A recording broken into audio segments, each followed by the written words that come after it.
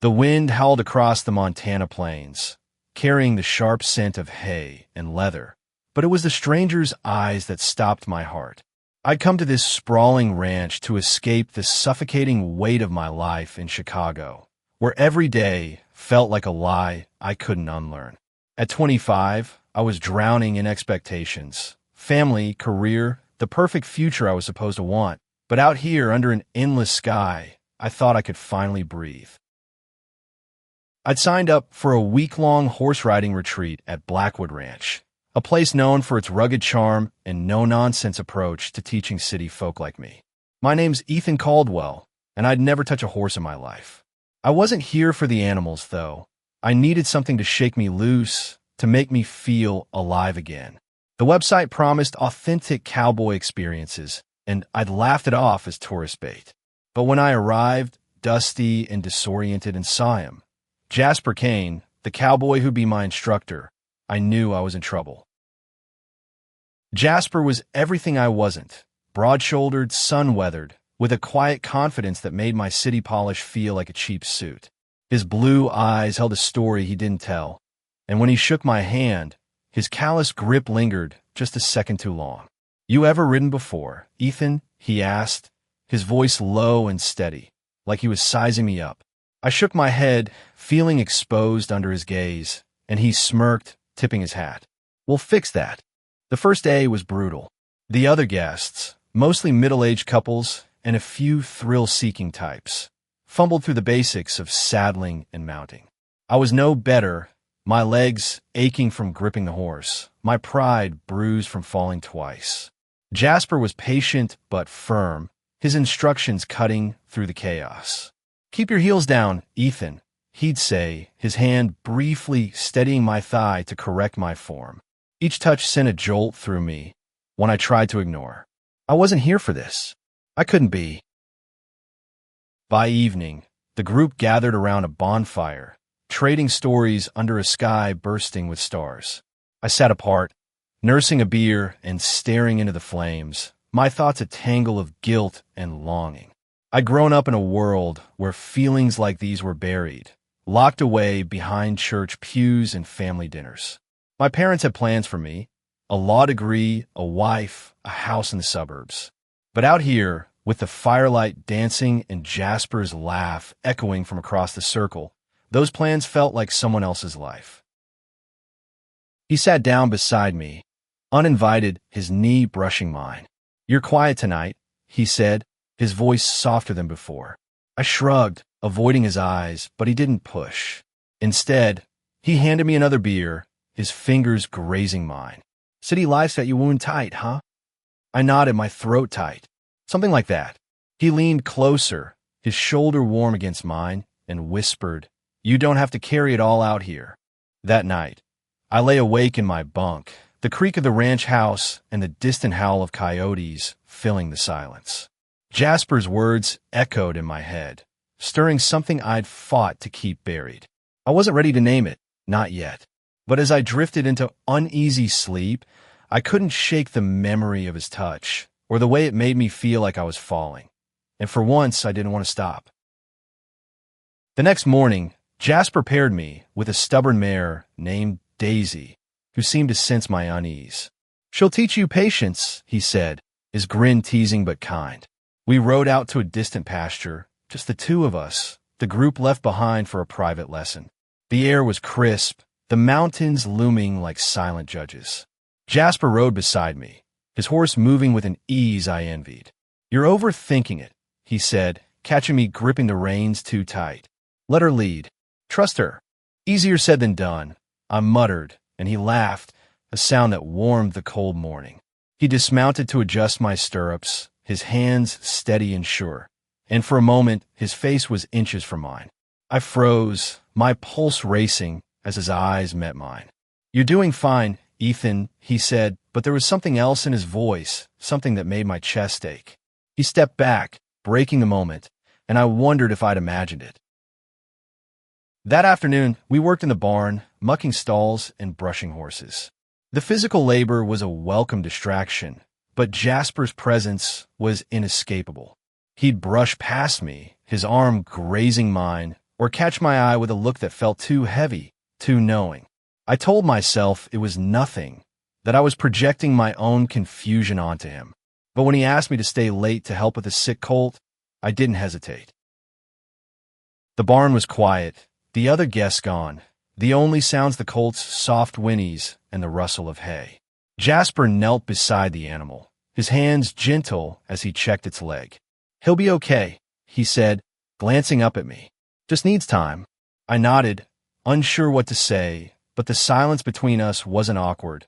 It was alive, charged with something neither of us named. He stood, wiping his hands, and stepped closer. "You're not like the others who come here," he said, his voice low. "You're carrying something heavy. Want to tell me what?" I opened my mouth to deflect, to lie, but his eyes held me, steady and unguarded. For the first time in years, I wanted to tell the truth. "I don't know who I am out here," I admitted, my voice barely above a whisper. "Back home, I'm someone else." Jasper's hand rested on my shoulder, warm and grounding. "Out here," he said, "you could be whoever you want." His thumb brushed my collarbone, a fleeting touch that set my skin on fire, and I knew then that I was already lost. The days blurred into a rhythm of sweat, dust, and stolen glances. Each morning, I woke with a knot in my stomach, torn between dread and anticipation of seeing Jasper again. His presence was a magnet, pulling me towards something I wasn't ready to face, yet couldn't turn away from. Blackwood Ranch was supposed to be my escape, but it was becoming a reckoning. Jasper pushed me harder in the saddle, his instruction sharp but never cruel. "Feel the horse, Ethan," he'd say, his hand guiding mine to the reins with a touch that lingered. I was getting better.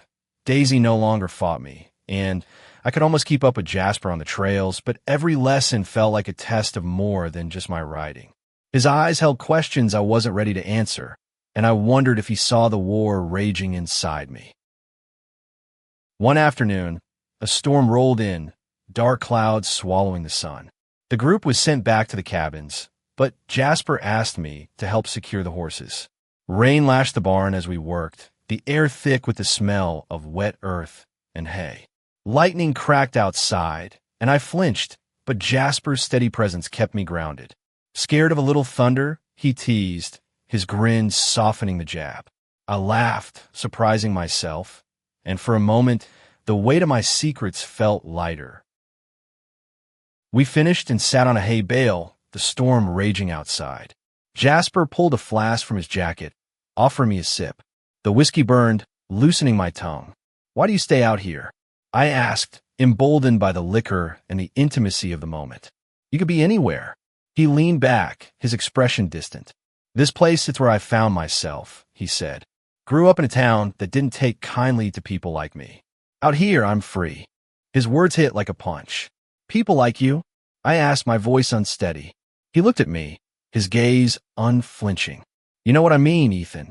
My heart pounded, the truth I'd buried clawing its way to the surface. I wanted to ask more, to confess, but fear choked me. Instead, I took another sip, letting the silence speak for me. The next day, the ranch hosted a dance, a tradition for guests before the week ended. The barn was strung with lights, country music blaring from a battered speaker. I stood on the sidelines, watching couples sway, my mind on Jasper.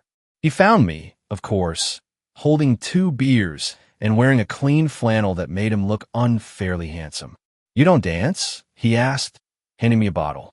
I shook my head, my cheeks warm. "Not my thing." He didn't let it go. "Come on," he said, pulling me toward the floor. I protested, but his hand was firm on my wrist, and soon we were moving, awkward at first, then smoother as I let him lead. His touch was electric, his body close enough to feel his warmth.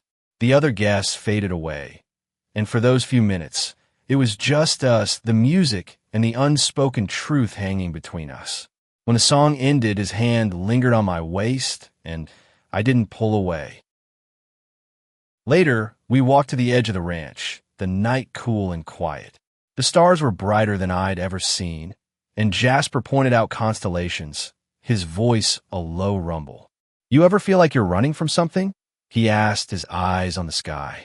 I swallowed hard, my chest tight. All the time, I admitted. He turned to me, his face half lit by moonlight, and stepped closer. You don't have to run forever, he said, his voice barely audible. Then, before I could think, his lips brushed mine, a soft, tentative kiss that shattered every wall I'd built. I froze, panic surging. I can't, I whispered, stepping back, my heart racing. Jasper's face fell, but he didn't push. I'm sorry, he said, his voice thick with regret. I thought he didn't finish, and I couldn't look at him. I turned and walked back to my cabin, the taste of his kiss burning on my lips, guilt and desire tearing me apart. I'd come to learn horse riding, but Jasper's touch was unraveling everything I thought I knew about myself.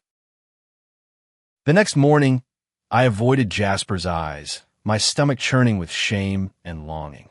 I'd barely slept, replaying that kiss under the stars, the way it felt both wrong and achingly right. I told myself to focus on the horses, on the routine, but every time Jasper called my name, my resolve crumbled. He didn't bring up the kiss, but his demeanor had shifted, less teasing, more guarded. Still, he was professional, guiding me through a tricky trail ride with the group. The other guests chattered, oblivious to the tension between us, but I felt it in every glance, every accidental brush of his hand. By midday, I couldn't take it anymore. I needed answers, or at least a way to make sense of the chaos inside me. After lunch, I found him alone in the tack room, polishing a saddle. Jasper, I said, my voice shaking. He looked up, his expression unreadable. We need to talk. He set the saddle down, wiping his hands, and nodded. All right. We stepped outside, away from prying ears, the wind carrying the distant neigh of horses. I took a breath, forcing the words out. Last night, I didn't mean to push you away. I don't know what I'm doing. He studied me, his eyes softening. Ethan, I don't know what you're running from, but I see it in you. The same fear I had when I was younger. He paused, his voice low. I'm not going to push you, but I'm here. His honesty disarmed me. And for a moment, I want to tell him everything about the expectations back home, the lies I'd told myself, the fear of what it meant to want him. But the words wouldn't come. Instead, I asked, how did you know? About yourself. He leaned against the barn, his gaze distant. Took years, he said. Fought it, hit it, ran from it. Then I met someone who saw me for who I was. Didn't work out, but it showed me I couldn't keep lying. His eyes met mine, steady and kind. You'll figure it out, Ethan, but you gotta let yourself feel it first. His words stayed with me as we rejoined the group for an afternoon ride. The trail took us through a valley, the mountains framing a sky so blue it hurt to look at. Jasper rode ahead, his silhouette strong against the horizon, and I felt a pull I couldn't ignore. That evening, as the group gathered for dinner, I caught him watching me, a question in his eyes. I gave a small nod, and he smiled, a quiet, hopeful thing that made my chest ache. Later, he found me by the corral, the horses settling for the night. You okay? He asked, his voice gentle. I nodded, my throat tight. I'm trying, I said. It's just hard. He stepped closer, his hand hovering near mine. It's supposed to be hard, he said, but it's worth it. His fingers brushed mine, and this time I didn't pull away. We stood there, the world quiet around us, and I felt the first stirrings of courage. The final days of the retreat were a blur of emotion and clarity. Jasper and I didn't talk about the kiss again, but something had shifted. His touches were bolder, guiding my hands on the reins, steadying me as I dismounted, and I let them happen, each one chipping away at my fear. I was still terrified, but the ranch, with its wide-open spaces and raw honesty, was teaching me to breathe through it. One evening, Jasper took me on a private ride to a hill overlooking the ranch. The sun was setting, painting the sky in shades of orange and pink. We tethered the horses and sat on a blanket, the silence between us comfortable now. This is my favorite place, Jasper said, his voice soft. Clears my head. I looked at him, his profile sharp against the fading light, and felt a surge of gratitude. Thank you, I said, for everything. He turned to me, his eyes searching. You don't owe me anything, Ethan. I just want you to be okay. I swallowed, my heart pounding. I'm starting to think I might be, I said, and meant it. He smiled, and this time, when he leaned in, I met him halfway. The kiss was slow, deliberate, and it felt like coming home. For the first time, I didn't run. The next day, reality crept in. The retreat was ending, and I'd have to return to Chicago, to a life that didn't fit anymore. The thought made me sick, but Jasper's presence kept me steady. He taught me to lasso, his laughter easing my frustration when I failed spectacularly. You're hopeless, he teased, but his eyes were warm. I wanted to freeze time, to stay in this bubble where I could be myself. On the last night, the ranch threw a farewell bonfire. I sat close to Jasper, our knees touching, the firelight casting shadows on his face. The other guests were leaving in the morning, and I felt the weight of my own departure. What happens now? I asked, my voice barely audible. Jasper took my hand, his grip firm. You decide, he said. But whatever you choose, I'm rooting for you. Back in Chicago, the city felt like a cage. The skyscrapers loomed, the noise suffocated, and my parents' expectations pressed down harder than ever. I went through the motions: work, dinners, smiles that didn't reach my eyes, but Jasper's touch haunted me. I brought back a small leather bracelet he'd given me, a quiet reminder of the ranch, and I wore it like a lifeline. A month later, I couldn't take it anymore. I called Jasper, my hands shaking as the phone rang. Ethan. His voice was warm, surprised. You okay? I laughed, tears in my eyes. No, I said, but I want to be. I told him everything about the life I was supposed to live, the fear that had kept me silent, and the truth I couldn't deny anymore.